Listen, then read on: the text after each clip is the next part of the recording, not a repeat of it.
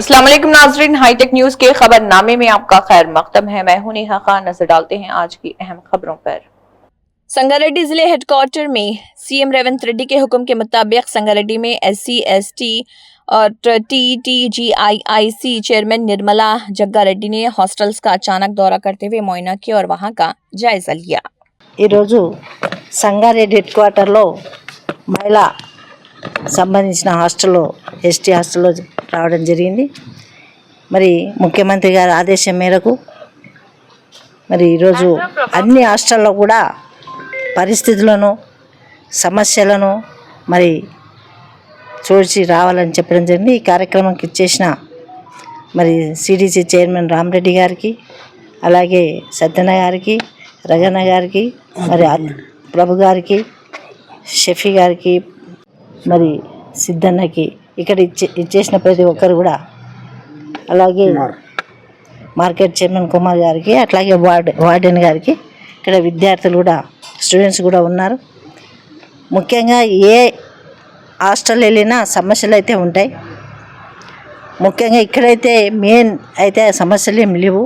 మరి వాళ్ళు తినే ఫుడ్ కూడా మంచిగా ఉందని స్టూడెంట్స్ చెప్తున్నారు. సన్న బియ్యమే ఇస్తున్నారని చెప్తున్నారు.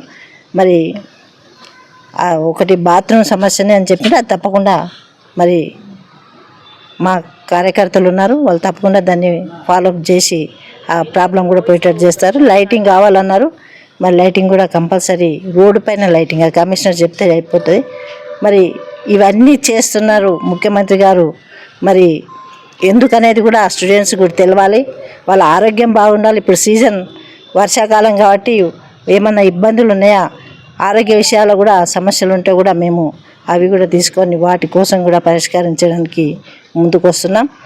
మరి ఏది ఏమైనా ఈ రోజుల్లో ఈ ప్రభుత్వం వచ్చినాకనే ఇంత సౌలతు ఉన్నదనేది కూడా స్టూడెంట్స్ చెప్తున్నారు. గత ప్రభుత్వం కంటే ఈ ప్రభుత్వంలో మమ్మల్ని వచ్చి పలకరించి పోయిన దాఖలు ఆ రోజుల్లో లేవు. మరి రేవంత్ రెడ్డి గారు వచ్చిన తర్వాత ఇది రెండోసారి, నేను కూడా ఈ హాస్టల్ రావడం రెండోసారి.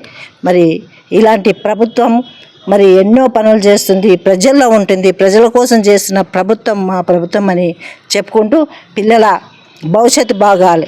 ఈరోజు చదువుతున్నారంటే ముందు తరానికి వాళ్ళే దేశాని కోసము, రాష్ట్రం కోసము అన్నీ కూడా ముందుకొచ్చి వాళ్ళ భవిష్యత్తు బాగుంటేనే బాగుంటుంది, పిల్లల భవిష్యత్తు బాగుంటుందని తెలుసుకున్న మన ముఖ్యమంత్రి గారికి మరి హాస్టల్ పిల్లల తరపున నేను కూడా ధన్యవాదాలు తెలియజేస్తున్నాను.